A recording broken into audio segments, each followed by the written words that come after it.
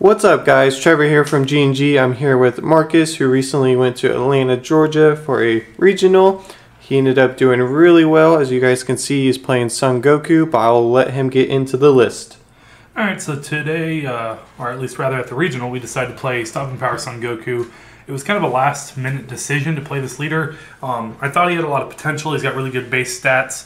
For those of you that don't know what the leader does, on the front side, he's just like a bunch of other leaders. When he attacks the leader, he draws a card, and when he awakens, he untaps 2. The back side, though, says when it attacks once per turn, he gains 5k and you draw a card, and once per turn, when you kill a battle card with him, he untaps and can attack again. Now, he only draws once, he can only untap once, but it's enough pressure and enough way to control the game that he's got just really good stats on his own. And he's also a World Martial Arts Tournament leader, so we could play a lot of the powerful World Martial Arts Tournament cards. So we'll start with the 1-drops in the deck. We have 3 full power energy, just a way to hedge against the aggressive decks. Hindsight would have played 4 of, but it wasn't too bad. I really enjoyed it. Then we have 4, Announcer Ever Curious. It's your standard 1-drop, look at the top 7 for a World Martial Arts Tournament card. There's several targets in the deck, and you're primarily searching for your main combo in the deck. Then we have the other Announcer. We have 4, Announcer Play-by-Play Pro. This card is a negate for World Martial Arts Tournament leaders, and when you play it, if you have 2 or more other World Martial Arts Tournament battle cards in play, you draw 2 cards. So most of the time you're going to play it as a Pot of Greed style effect, but it does come in handy as a negate. And then for our last 1-drop, we have Trading Blows Son Goku. This also leads us into our discard effects. When your opponent has 5 or more cards in hand, they discard a card when you play him. And he's your key way to discard your opponent's hand down from 5 to 0 in a single turn. One of the best cards in the game, or in the World Martial Arts Tournament set, and one of the best ways you can lead off the game on turn 1 or turn 2 even. Then we go into our main combo of the deck. It revolves around Tien Shinhan trading moves. He has Barrier, and he says once per turn, activate main, you can KO a Mercenary Tau trading moves you control to restand him, give him 5,000 power and double strike for the remainder of the turn. Really, you play him so that when you play Mercenary Tau trading moves, you get Tao's effect. Tao says when you have a Tien Shinhan in play, when you play him, your opponent discards 3 cards, and he's a base 20,000 double striker. So a lot of games you'll play this on turn 3, turn 4, play this, awaken. First you'll want to play this, and like another 1-drop, awaken, play this, make them discard 3, and play the last card in the primary discard engine, and that's Dark Temptation Toa. So as you can see, you go from discarding 1 down to 4, 3 down to 1, and 1 down to 0. That's the big combo. Most decks can't recover from that. But aside from that, you can pressure on the following turn when they have no cards with a double striker, a single striker, KO this guy and have another double striker, and then you still get an attack with your 20,000 power leader, or potentially 25,000 power if you played a Toa. So that's the main discard package of the deck. Toa is all the overwhelm effects in the main deck, and in hindsight, I would definitely play 4 in the future. We have 1 more discard effect in the deck, technically, but he's also a Self-Awakener, and this leads us into our Self-Awakening cards. Hone moves Yamcha. This card's great, critical, 15k, 3-drop. When you play him, you take a life, and if you do, your opponent discards a card. So it's another way to just pick cards out of their hand, and if you have to, you can use it to Self-Awaken. A lot of games he's just energy, but he's a great utility to have. Then we have 3 Intensifying Power Trunks. This leads us into our red cards as well. You didn't see any of those yet, but this is a green-red deck. Most of the time he's just energy. Sometimes you use him to pressure. Sometimes you use him just to go from 5 to 4 to awaken. But a lot of times he's just red energy. We have 3 Newfound Power Son Gohan. Again, another critical pressure tool, Self-Awakening, green energy. You can't find any of these particular cards off of Announcer Ever Curious, but they're still not bad to have. And then we have another critical effect in the deck, and that's Feet Kamehameha. It was fine. It wasn't anything special. A lot of the times I used it to defend. someone attacks my leader, plays a super combo, pumps it to 25 and thinks that's enough, and for 1 energy I block it, because this gives your leader plus 15,000 in critical if it's a green Son Goku. So, I mean, other than that, sometimes it's nice being able to attack turn 1, and if you don't have any other plays against a slow deck, you can pump your leader by 15k and give it crit, and just chunk of damage in there early. We have 2 burst attacks on Gohan. This is the last of our critical effects. It's a general utility card and lets us draw cards, especially when we're playing cards like Feat Kamehameha to burn cards from our opponent's life. This lets us recoup that advantage that we've lost. Would definitely play more, and in future iterations of the deck I will. Then we have the second set of bombs in the deck and more red cards. 3 Dark Duo Deborah. A lot of games where you play turn 3 Tien into turn 4 Tao to discard their hand all the way down to 0. The following turn, they'll probably have about 1 card in hand, and you can attack their leader with your leader. They'll almost always take it. You draw a card with your leader, they draw a card from their life, and then you play Deborah and take both cards out of their hand. And I don't think I've lost a game yet where I pulled that off. To follow up the Deborah, you have Forcing Hit. Another just great solid card. It's kind of the whole reason why I wanted to fit red in the deck, but Deborah ended up being better most of the time.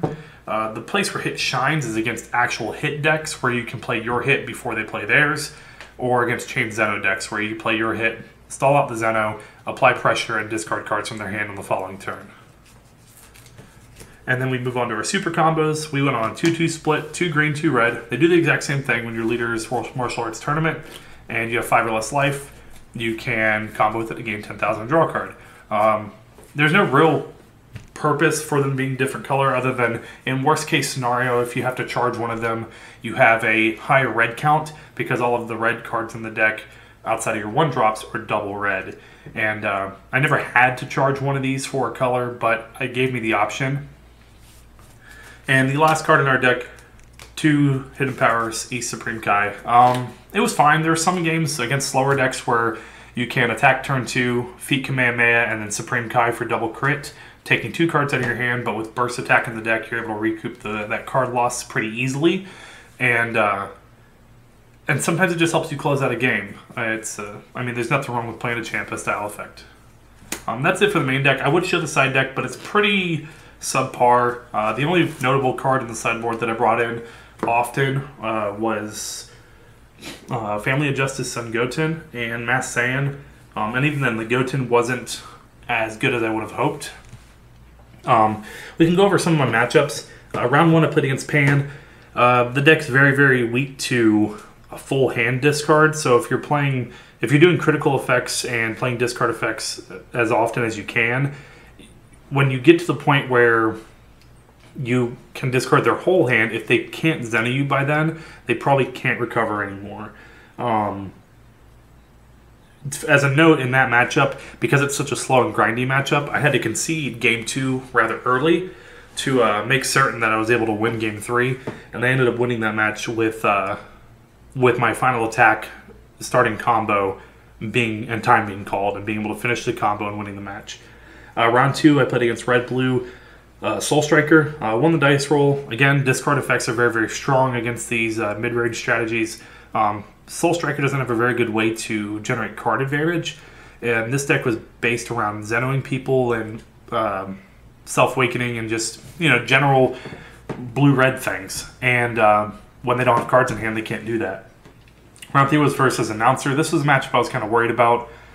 I wasn't sure going into the matchup how it was going to play out because they draw so many cards, but it turns out when you're discarding their cards, it's harder for them to play cards, and discarding just works against every deck, it feels like. I ended up drawing this match. I didn't concede early enough Game 2, funnily enough, and time was called as I was playing an attacker to swing for lethal when he had 2 cards in hand to my 6, and he was tapped out. So that was a little unfortunate, but it is what it is. It was still a good match. Round 4, I played against Announcer again. It was a little bit of luck in my favor. He didn't draw as many 1-drops as he could have, and I drew a whole bunch of 1-drops, letting me filter into my combos. When I finally discarded him down to a low card value, he only play he really was able to recover with was a Supreme Showdown Vegeta into a Supreme Showdown Goku, and I had double negate for the play, letting me end the game on the following turn. And the second game was very similar in that he didn't draw very many 1-drops at all, and I was just able to out-advantage him and discard his hand.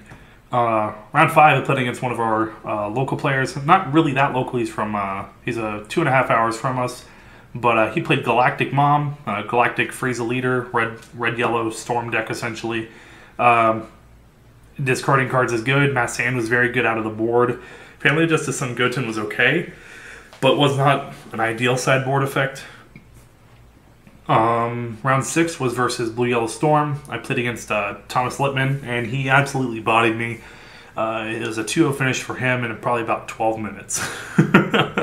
I didn't draw any full power energies in the first game, which really sucked. Game 2 was much closer, but I made a sideboarding mistake and brought in Family Justice and Goten, which in hindsight was not a very good option against the deck. It's just too slow, and I ended up drawing them when I was defending and being unable to combo with them, and it ended up costing me the game. He probably still would have got it because I think that's the deck's worst matchup is Blue Yellow Storm, but that is exactly what happened.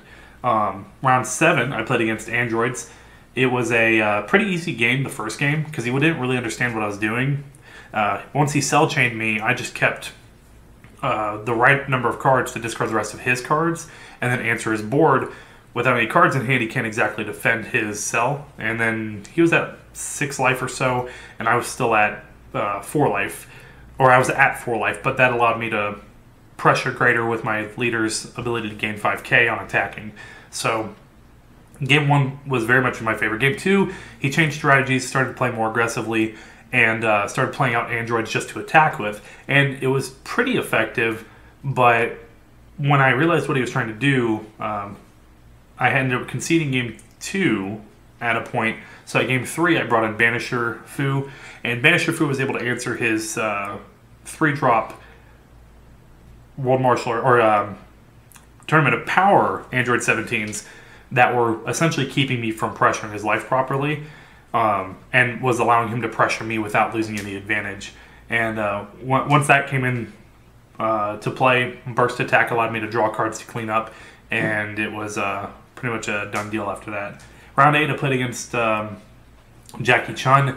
It was a very, very hard matchup. Again, sideboard choices weren't as good as I would have liked. I can't complain too much because, I mean, they were my sideboard choices, but I was also playing against Eric Christensen, a very good player, and I learned a lot in that match. And I can't say much about it. I mean, I definitely got outplayed there. And so I ended up with a record of 5-2-1, placing 21st. Had I won my round 8 matchup, I would have been 6-1-1, and that would have placed me in the top 8. So I can't say I'm upset at all with that performance from a underappreciated leader.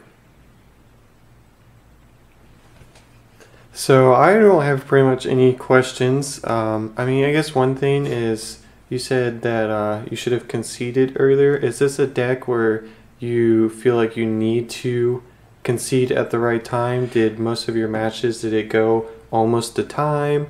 About half of my matches went close to time. The deck doesn't always win fast, especially if your opponent's playing properly and not pressuring your... Like, if they pressure your life and just give you a bunch of free cards, it's very easy to pull off the combo, because then you're not required to attack to draw cards. You can leave them on a high life total, and unlike a lot of discard decks where, like Cell Chain, for example, wants to discard your opponent's hand after they've awakened because that's more value out of the discard, this deck discards a set number of cards, so you want to get them to 0 cards or close to 0 as soon as possible, and then from there you dominate the game with hits and Deborahs and singleton Toas, and between that and pressuring them and them trying to defend their life, they end up with just no cards in their hand the entire game.